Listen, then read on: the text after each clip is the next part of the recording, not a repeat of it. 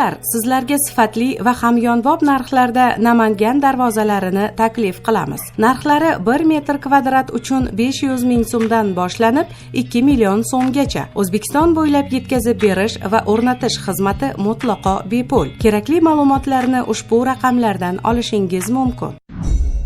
Rossiyaning Moskva shahrida o'zbekistonlik erkak axlatxonadan $65 ming topib olib, uni egasiga qaytarib berdi. Bu haqda Tashqi mehnat migratsiyasi agentligi matbuot xizmati xabar qildi. Voqea qahramonining so'zlariga ko'ra, u Qashqadaryo viloyati Yakkabog' tumani Yangiqo'rg'on qishlog'ida tug'ilgan va 14 yildan buyon Rossiyaga borib mavsumiy ishlab qaytadi. Uning aytishicha, voqea sodir bo'lgan kuni bir ayol qo'ng'iroq qilib, uni ishga taklif qilgan.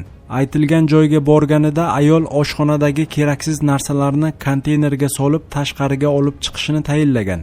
U aytilgan ishni bajarib bo'lib uyiga qaytganidan so'ng o'sha kuni soat 23:00 atrofida ayol yana qo'ng'iroq qilib, uyining hujjatlari ham axlatga chiqib ketganini aytgan va unga hujjatni qidirib topish uchun 2 barobar xizmat haqi taklif qilgan.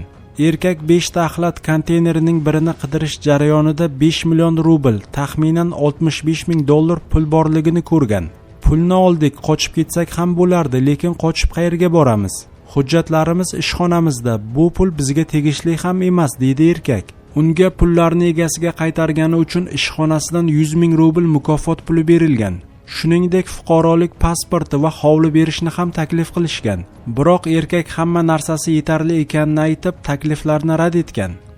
Bugun 27-may kuni Farg'ona shahri Yangi Asr ko'chasida gazli suv uchun mo'ljallangan qurilmada portlash sodir bo'ldi. Bu haqda Qalampir o'ziga Favqulodda vaziyatlar vazirligi matbuot kotibi Murod Sodiqov ma'lum qildi.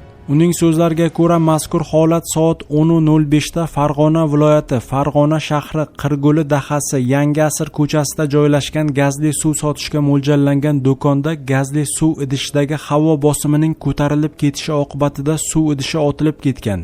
Suv idishining otilib ketishi oqibatida 2 nafar ishchi yengil tan jarohati olgan, halok bo'lganlar yo'q. Voqea joyiga qutqaruvchilar yetib borib, amaliy yordam ko'rsatilgan. Hodisa oqibatida do'konning yengil konstruksiyalariga qisman zarar yetgan.